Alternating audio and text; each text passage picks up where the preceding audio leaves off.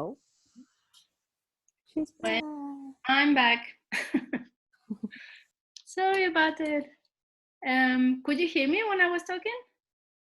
Not at all, no. We just thought you were like reading something for a long time.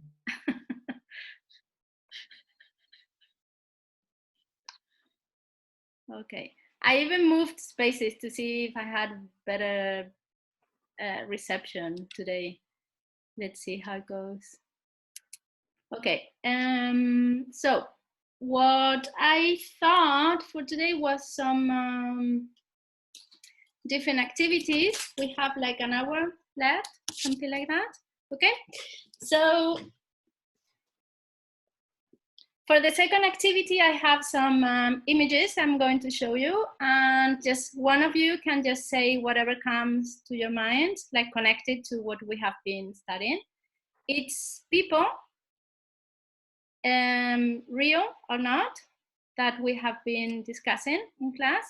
So I'll just show you, and you need to tell me who they are and how are they connected to our classes. ¿Vale? ¿Sí? Bien. El Greco, the disrobing of Christ. Elaborate a bit more.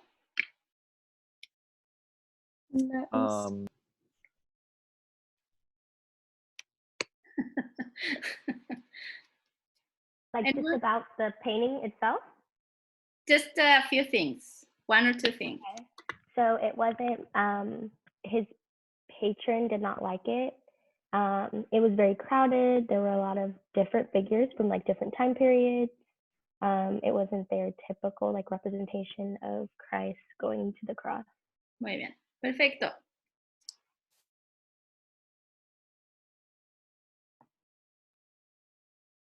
Dali is his mother, right? Somebody's mother. Not Picasso's mother. Muy bien. Anything else? It shows his mastery in painting when he was young, and just showing his good technique.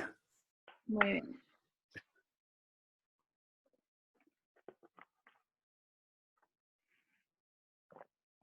Goya?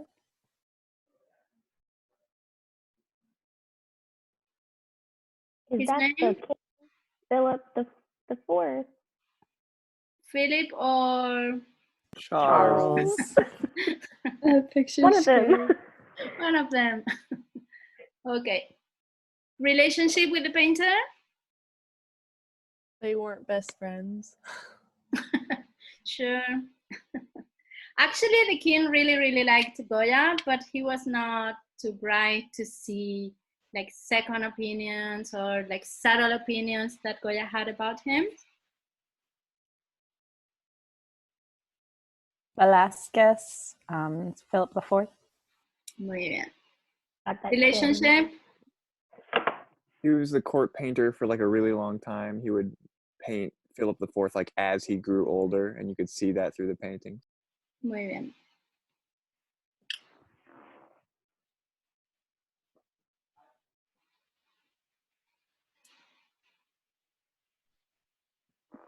There's Dali. Yeah, Dali. Dali's Wife. Photograph, right? Yes, it's a photograph. That's his wife, Gala. And ever since they met, they were never apart, literally. They never separated. That's too much time with one person. I'm sorry. Muy bien.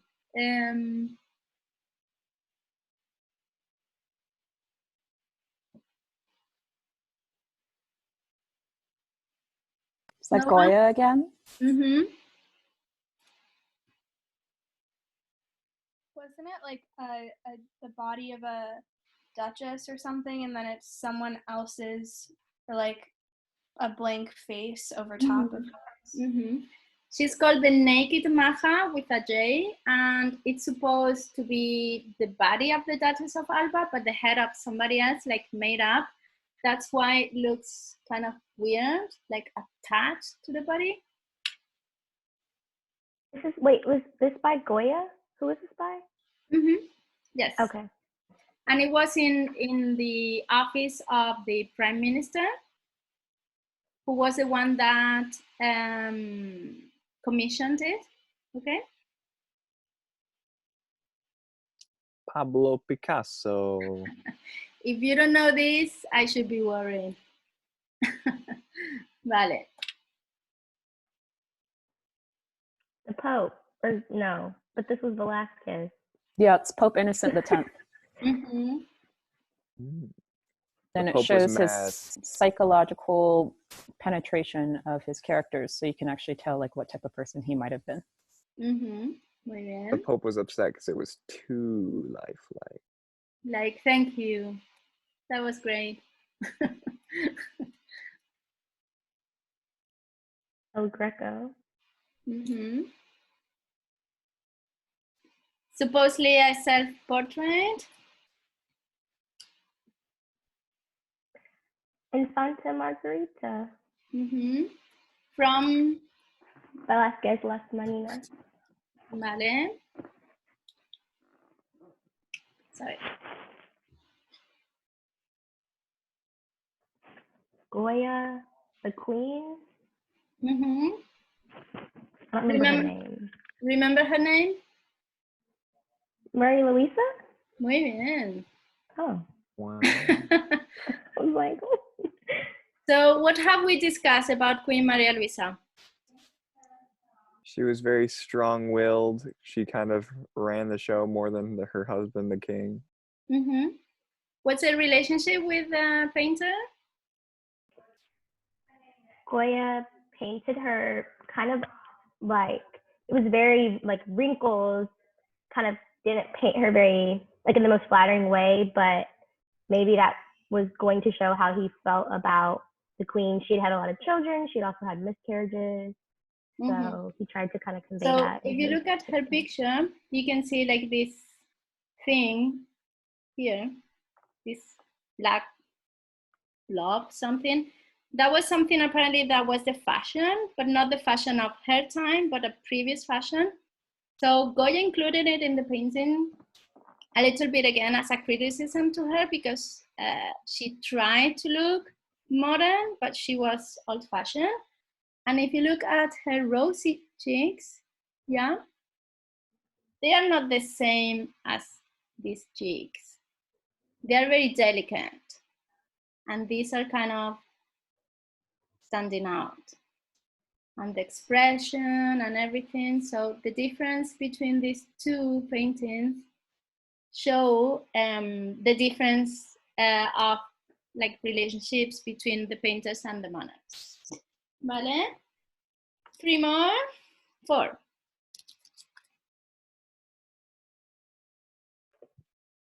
Goya's self-portrait. Mm-hmm. One of the very many that he did.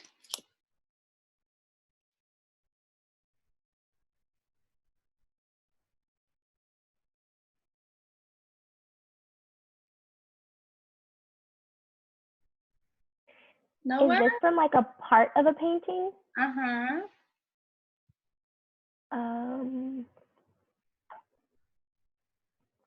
He looks shocked, surprised. Oh, this is the Forge of Vulcan Mm-hmm. by Velasquez. And who is he? He's Vulcan, receiving the news about his wife Venus cheating on him. Vale.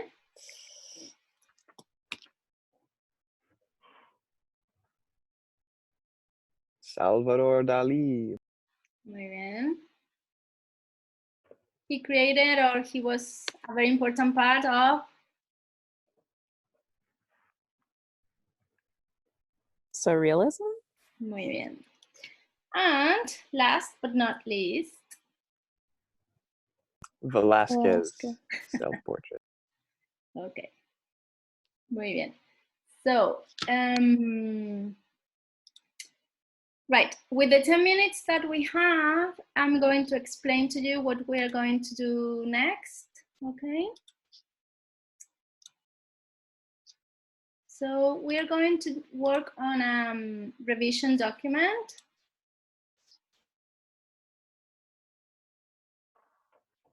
Vale.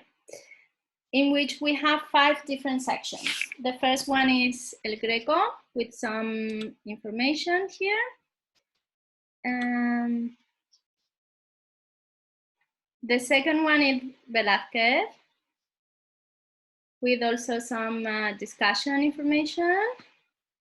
Number 3 would be Goya, 5 different questions. Then Picasso, and then Dali. Okay? I'm going to share, oh, sorry. I'm going to share with you the link for the document in the chat room, okay? And you're going to be divided in different groups, 5 different groups, okay? Do you want to create your own groups or do you want me to create them?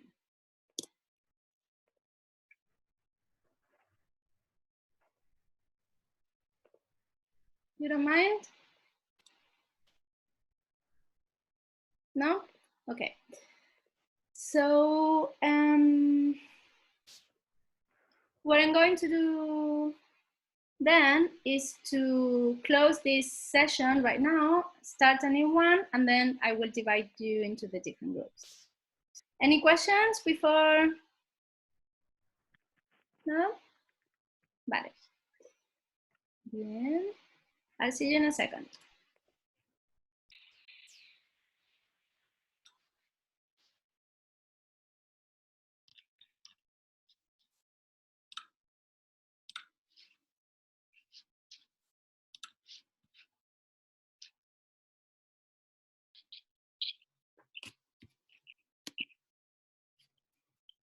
Hola.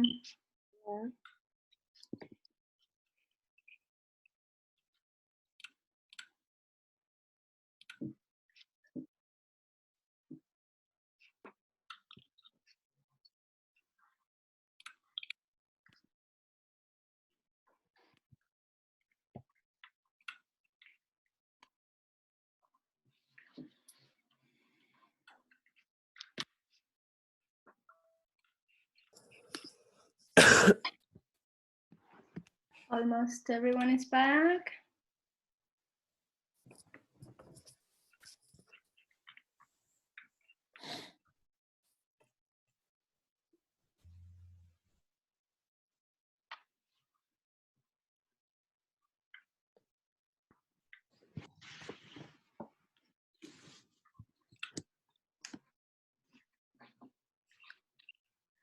Are you missing anyone from your groups? Our group is here.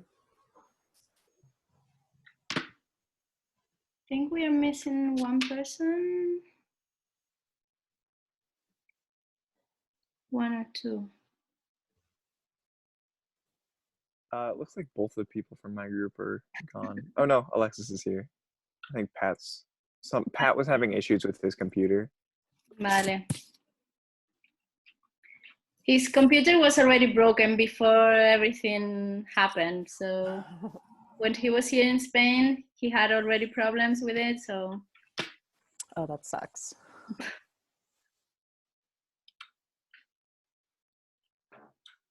Here we go. Vale. So let's see what you had. Since everything is written here, you don't need to repeat like everything, but just like give us a summary, a general overview of the things that you added for your artist. So you guys start, Felicia, Jacqueline, Daniel, and Maya. What have you got to say about El Greco? We just kind of did like an overview of his life events. We kind of just all worked on it together. So what's important information about him? We felt like including, thank you. the disrobing of Christ and the burial of Count Orgaz and the view of Toledo as in his important life events, because we felt those were very important paintings to touch on.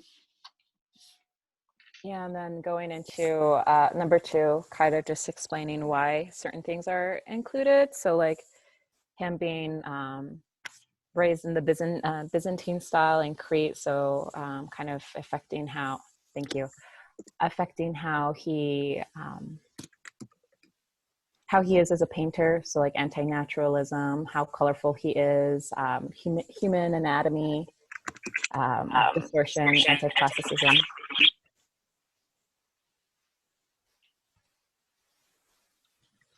And then we kind of... Wait. Sorry, Felicia. I also... It's all good, no worries. Go. And then, yeah, so we just went into the different time, like where he lived in different areas, and explained like how that influenced his style as a painter. And then we talked about... This is an important part for everyone, chicos, because this, Patrick is here. All these different influences can be seen in several of his paintings, not just in one. So he continued introducing all of those things that he had learned from previous schools in different paintings. So this is an important section, okay? Muy bien. Sorry about that. It's all good.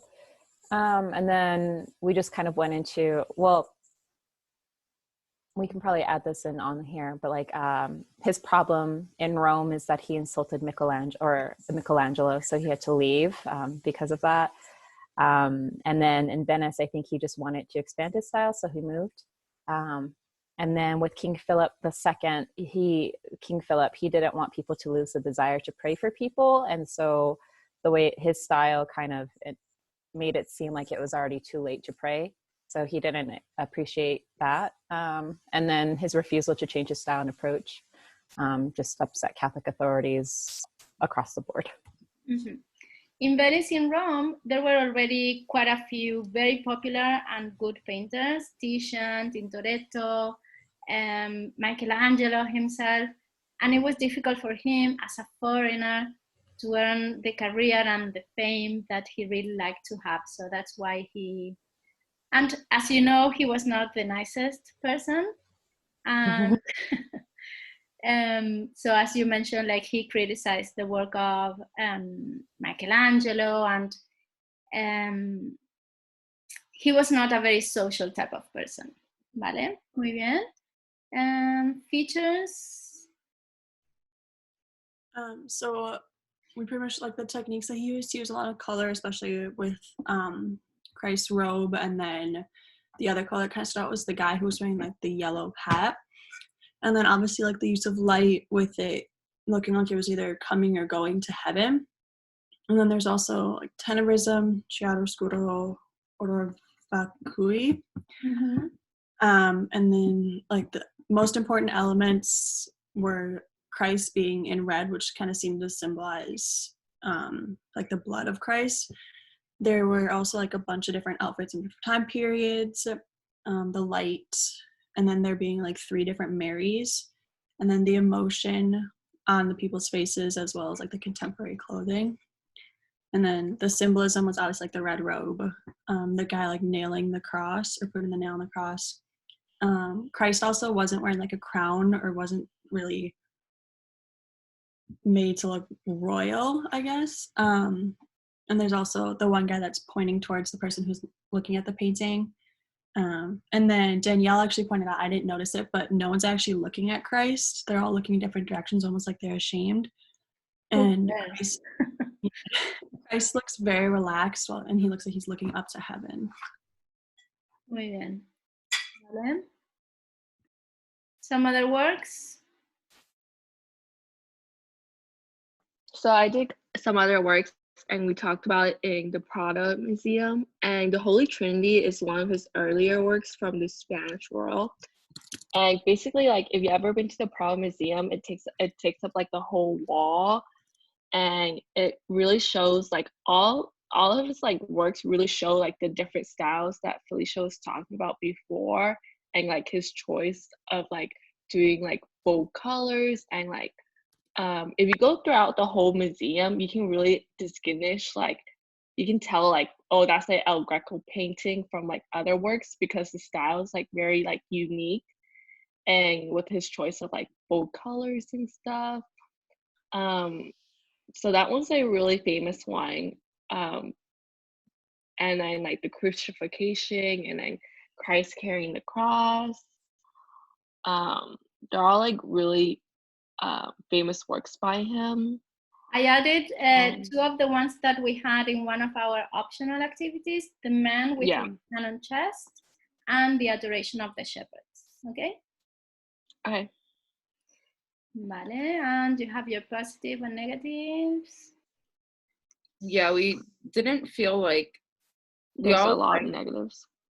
yeah, there Yeah. were many negatives because he was doing, good. I mean, I guess we could have added a little bit of his negative attitude, but we liked that he was defiant towards the Catholic Church at the time, and that he like created a new approach to normal like Catholic themes. And we also liked his detail in like the backgrounds of his paintings and like this secondary scene like themes. And we enjoyed his like use of bold colors, like the red robe and the disrobing of Christ. Right. And Perfect. Anything, anyone? Do you want to ask anything about El Greco? No? I think I have pretty much everything covered. I have a few questions here and there from the different discussions that I haven't answered yet. I'm going to give you this week, as I mentioned before, you can complete any of the activities until the final day of the course, but I will give you this week to work on the online documents, the shared documents, and then after this week, I will start posting my feedback, okay? Bien, so for Velázquez, what do you have to say?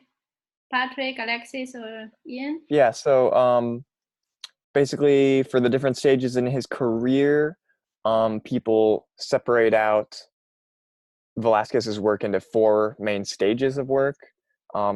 First, he was like trained under Pacheco, his father-in-law, his future father-in-law. He started at age 12, like we learned during that very intense Kahoot game. And then once he was age 18, he gained the title of master. And then, so his first stage was in Seville. His second stage was in Madrid, where he became court painter for Philip IV. He took a trip to Italy, which separates the second and third stages, which both took place in Madrid. And then he took another trip to Italy, which separates it from the fourth stage. And then talking in more detail about each of these stages, in terms of like his art, the first stage he was still very much trained in like the naturalism school, naturalism and tenebrism. And he would paint like some religious paintings, a lot of still life, just meant to showcase people's everyday lives. The second stage, of course, when he was a court painter, he did a lot of court paintings and portraits. Also some mythological paintings like the Feast of Bacchus. When he took his trip to Italy, that was when he did an anatomical study, drawing kind of influence from Michelangelo. And he, instead of focusing more on light and darkness and tenebrism, he focused on color perspective and how to portray space. And just before this, he met Rubens and was very influenced by him and Titian, I believe, as well. And then the third stage, back in Madrid, he did more royal portraits, religious paintings, war paintings, equestrian portraits, and buffoon paintings of jesters or similar people. he also slightly started dipping in abstraction, that kind of expressionism he would do more later on in his career, where he would, instead of putting people against like a real background in a room, he would sometimes just paint portraits against this like weird neutral color that didn't really exist anywhere. And that was kind of innovative for the time. It's kind of known as like the maturity cycle or the mature period. And then he took another trip to Italy where he painted the Pope. He impressed him with a portrait of his servant and was able to do that. He did more portraits of mythology, some landscapes.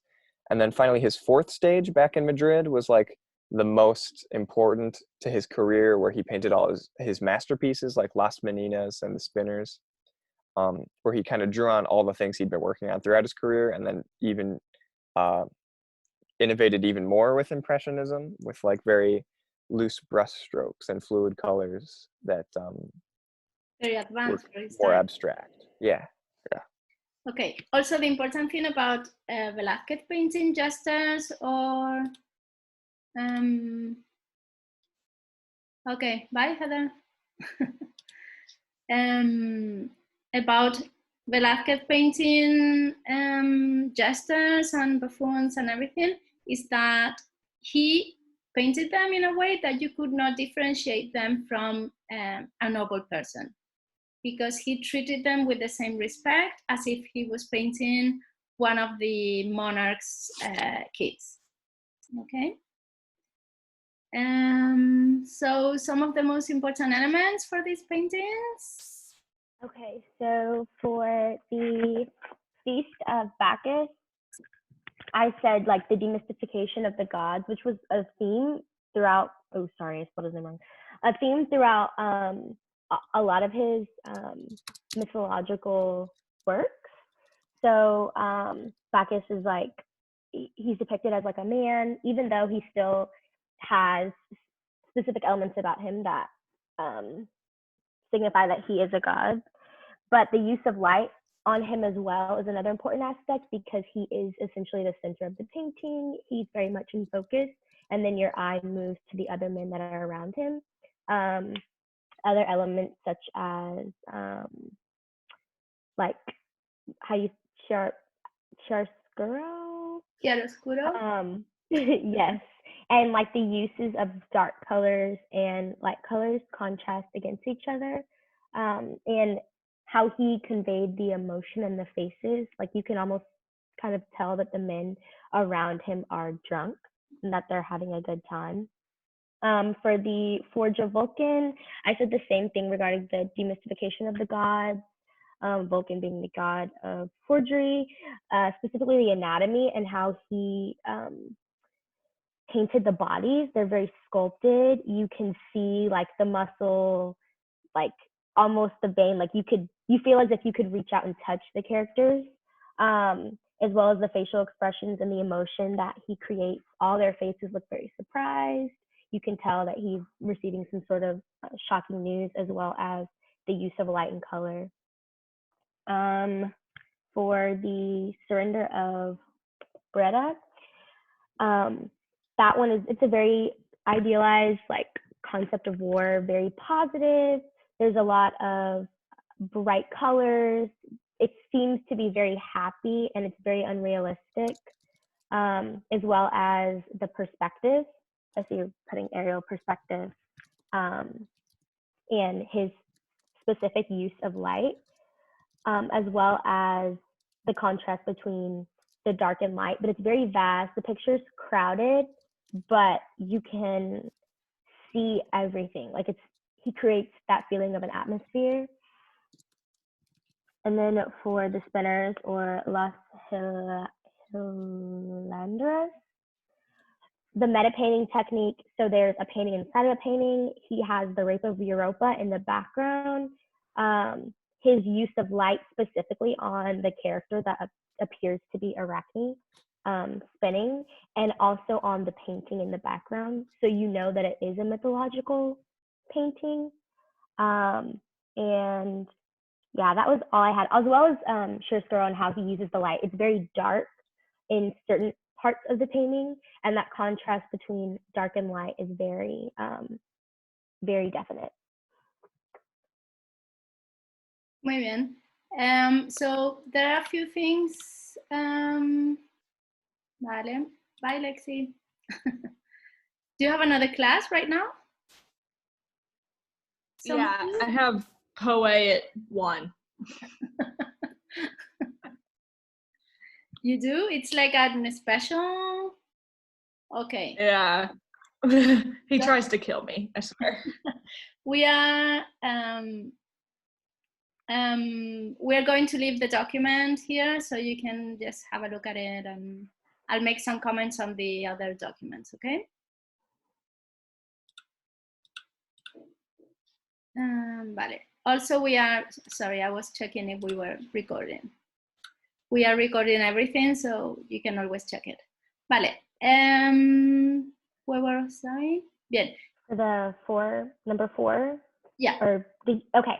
So why? About the paintings that you are mentioning right now, as I said, I'm going to make some more comments when this week is over, so you can participate more without me giving you like the right answer. There is something special about each of these paintings, so that's why I chose them. And the Forge of Vulcan, for example, the Feast of Bacchus, as you mentioned, it's one of his first mythological paintings, and he's more inspired by Caravaggio at that stage. The Forge of Vulcan, now you know it's about Vulcan and Apollo, but it's not that clear when you look at it. And there are like little, very subtle hints here and there that tell you how the story goes. The surrender of Breda is important because of the use of aerial perspective, which is based very generally in the idea that the farther we perceive an object or a space, the more blurred it becomes to our sight, and the more gray or bluish it becomes to our sight, which is something that we know today, and it's very common right now, but in the past, they hadn't tried other than linear perspective. So it was a huge difference, okay? And then the spinners is the painting inside the painting, inside the painting, inside the painting, okay? It's very, very complicated. Bueno, number 4, sorry. Okay, so for why Las Meninas is his most important work and what is it representing?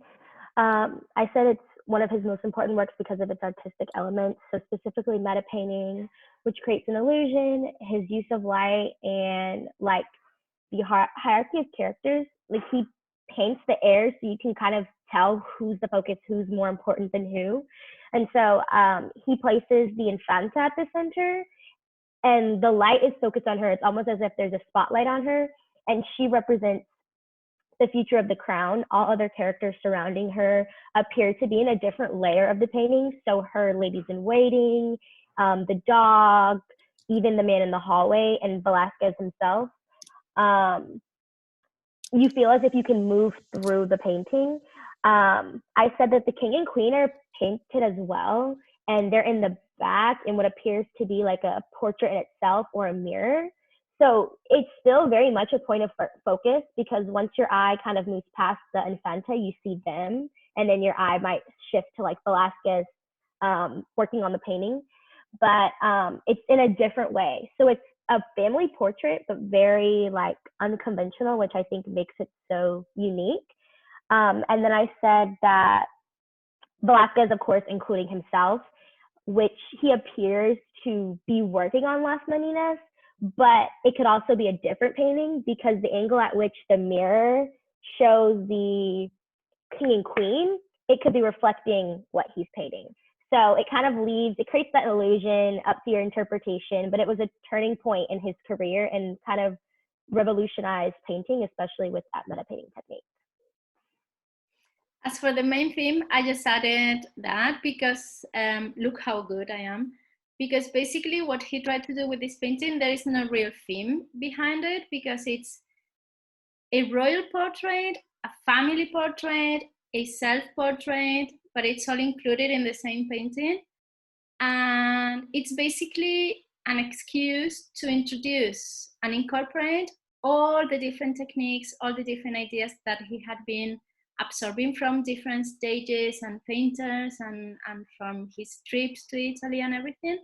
So it's basically, what can I do to put all that in practice? Okay. Right.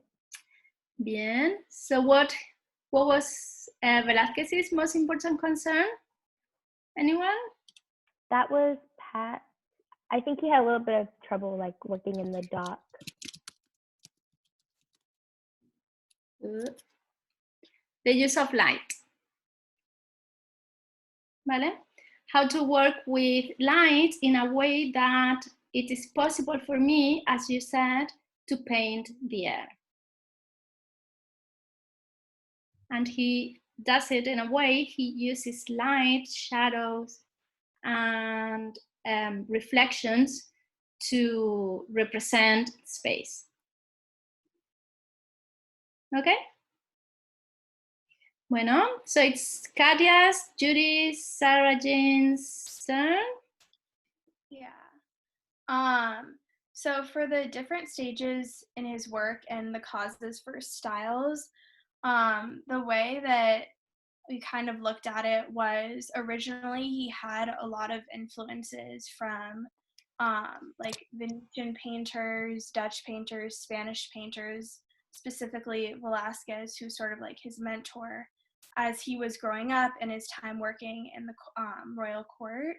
And so he had a lot of portraits of royals and incorporated a lot of like variety of colors and light. And then there was like the like French invasion, the Napoleonic Wars, and he sort of saw like a darker side of, I guess, life in the world. And so his scenes kind of shifted from like painting royals and portraiture to sort of these scenes of like violence and war and trying to basically show these atrocities. And so I think that his style shifted a lot with like the events happening in his life. And he sort of grew with like using the styles his mentors did, but also kind of had this twist of like realism and like the themes of his paintings.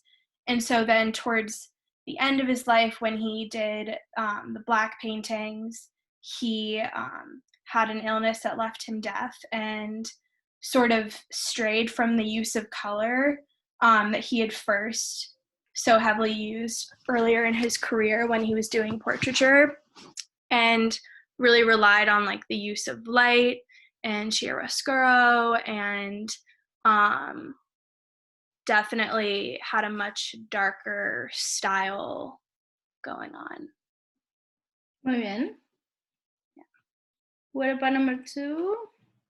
Then for that one, so basically there was a couple different things that were in the painting that show kind of Goya's negative opinion of the royal family. And the first one obviously is the queen that is the center of the portrait instead of the king, and that just shows who really ran the kingdom and who made the decisions, and that was the queen, not the king like Goya thought it should be. And then also all of the different characters in the painting are really distracted, they're just kind of looking around. And then also the fact that they are dressed, so they're like so dressed up, that's a little bit much for the painting. And all of that just kind of works together to show that they were kind of a little bit of a dysfunctional family, I guess, and there's a lot of tension between all of them.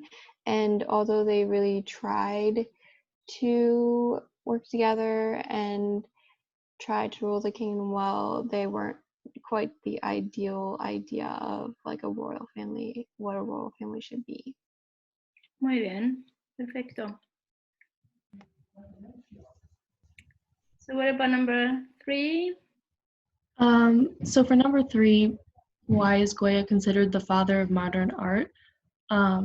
Most of the reason he got this title was because of his techniques in how he expressed feeling.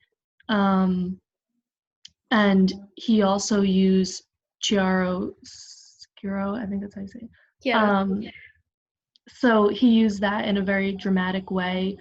And an example, a painting I used for an example was Saturn devouring his son. And he shows this painting in a very grotesque way to show the deep feelings. And he started to use more unique subjects like the Saturn. And through in that painting, he uses chiaroscuro so dramatically. Yeah, so I think the main reason he became like the father of modern art was because of his techniques. He was really advanced to his time, and he was trying, almost always unhappy with the result. Then he tried something new, and by experimenting that much, he became a unique type of painter, and then he was called the father of modern art. Okay, so I think number 4 and 5 are very well explained here. So let's move on to Picasso and Dali, because we don't have a lot of time. So Anna, Brianna, and Lexi. So I did the timeline of his most important life events. And I think if I had more time, I'd go and input some like major works for different times, Sure. but I can do that later. But I kind of just highlighted the things that affected his work.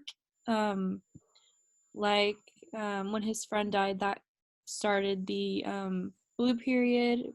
He had like a lot of monochromatic paintings and like colors of blue and green, and then how he came out of that into the rose period, where it was more romantic. A lot of his works were more cheerful colors, and then obviously the beginning of his cubism, and how you can see that in his work, and especially like with each person that he met or each child that he had, you can see a lot of changes in his work, and how that relates to his personal life. Yeah, and then that also relates to number 2, the women. I didn't get to all of them, but with each woman that he was involved with, you could also see that in his work. I think a really big one is Marie Therese Walter. Is that how you say her name? She had his, I guess, ideal body type, something that he had been considering, and so because of that, he was able to use her as a model and kind of created his signature form or signature like figure in a lot of his paintings. Yeah. Vale. So I think you also answered number 3 in a way. Let's move on to number 4 and 5.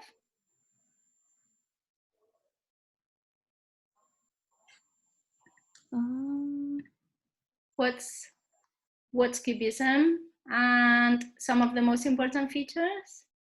Did all of my group members leave? I have no idea Okay. what just happened. I just got like, I don't know how that happened. I just got kicked out for a second. But where are we? I'm so sorry. Number 4 and 5. Oh, okay. So Cubism, it's considered one of like the most influential movements of art of that time. And it kind of is like different viewpoints of like a object or a person or whatever, and it often takes geometrical shapes. That's why it's called Cubism. And then the most important parts, it's abstract, the broken mirror effect, rearranged, geometric, more than one view, simplified shapes, and we go into detail in each of those. But I'd say the most important part is that it's kind of... Right. The idea with all this is to simplify shapes so much that you can see at the same time the simplified version, but also how it would be as if it would have a more traditional and conventional shape. Okay, yeah, the Guernica is very well explained, and we have all sort of material related to it. Picasso's most important concern, I think, was to improve his skills to always be better, to always try something new, basically. So let's move on very quickly, Dylan, Emily, and Heather, to Dali.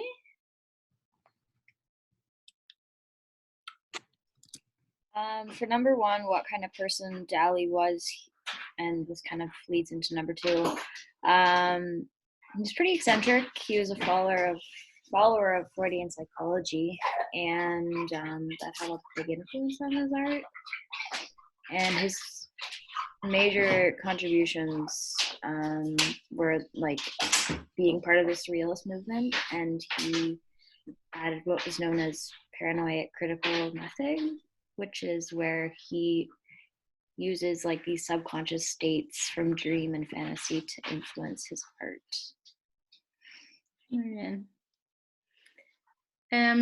Starting with the fact that maybe he was considered like the dead son reborn.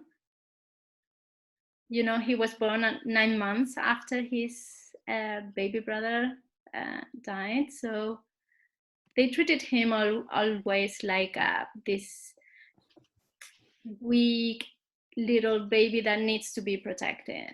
Okay, so let's talk a little bit about the persistence of memory and the other work, because we know he didn't consider himself a bad painter. So what about these two paintings? For the persistence of memory, is a painting that represented the passing of time, or like the death and decay of time. As you could see in like the painting, you could see all the different clocks that are melting, and all of these surrealist features such as the ants, the flies, and they're eating away at the clocks, and that's a representation of how time passes by. It's not constant, but the only thing that is constant is memory, is you could keep track of it. And the painting is very thought-provoking.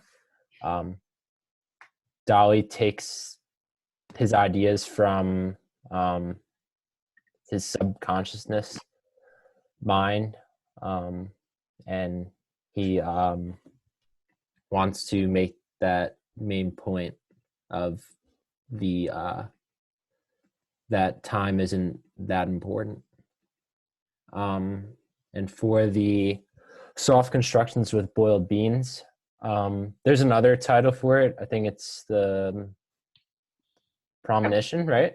Mm-hmm. Of the Civil War, which he painted 6 months in advance. It represented the Spanish Civil War and how it was very self-destructive to Spain itself. He includes a lot of irrational thoughts. Like the main structure of the painting has like this figure that's like made of different body parts that are randomly put together, and the body parts are self-destructing the other parts of the whole figure itself. And it just shows how destructive the Civil War was, and how What much do you pain mean, it sorry, caused. by strategy? Bad dog. Strategy. Mm-hmm. I didn't put that there, but Structure, maybe? I have no idea. Okay. Well, the important thing about this painting is how this figure you were mentioning is seems to be randomly disposed, but it has the shape of the Spanish country, and how a civil war never makes sense, and how it's all going to be devastated by this war. And as you mentioned with the other one, it's about the persistence of memory and the passing of time and everything that you mentioned. Muy bien. So, chicos, good job, everyone. Muy bien. We covered pretty much everything, and you can complete that document as much as you want. I will put the link on CLM Virtual so that you can check it at all times. And is there anything else you wanted to ask? No? I had one question about the presentations for next class. Mm-hmm. Are we going to be like doing it where one person screen shares and then we take turns talking? Okay. And only like 5 minutes of presentation time, right? See. If you have, as I said before, if you have anything that you want to send me, if it is like a video or a PowerPoint, I need it in advance, okay? So you want us to send it to you? See, share it to my other Google go.ugr. Wait. I hope.